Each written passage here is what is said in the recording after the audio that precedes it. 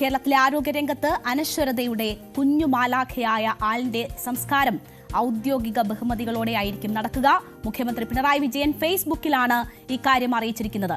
ആലിനിൽ നിന്ന് സ്വീകരിച്ച അവയവങ്ങൾ മറ്റ് 2 കുഞ്ഞുങ്ങൾക്ക് നൽകാൻ സാധിച്ചു. അവരുടെ ആരോഗ്യനില മെച്ചപ്പെട്ടു വരികയാണെന്നും മുഖ്യമന്ത്രി ഈ കുറിപ്പിൽ പറയുന്നുണ്ട്. ആലിന്റെ മാതാപിതാക്കൾ എടുത്ത തീരുമാനം മഹത്തരമാണ്. 5 പേർക്ക് പുതുജീവിതം ഇതിലൂടെ ലഭിക്കും.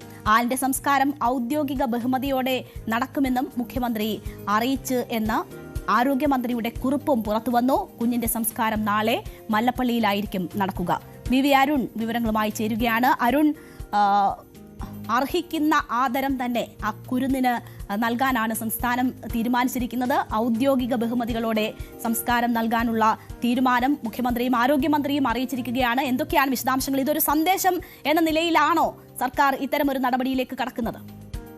10 മാസം മാത്രം ഈ ഭൂമിയിൽ ജീവിച്ചിരുന്ന ഒരു കുരുന്ന, അവളുടെ വിയോഗത്തിന് ശേഷമാണ് അവൾ ഒരുപക്ഷെ നമ്മളെല്ലാവരും അറിയുന്ന നിലയിലേക്ക് എത്തിയത്. അത് ഏറ്റവും ദുഃഖകരമായ അവസ്ഥയിലാണെങ്കിൽ പോലും 5 അവയവങ്ങൾ ദാനം ചെയ്യാൻ കുരുന്നിന്റെ കുടുംബം തയ്യാറായി.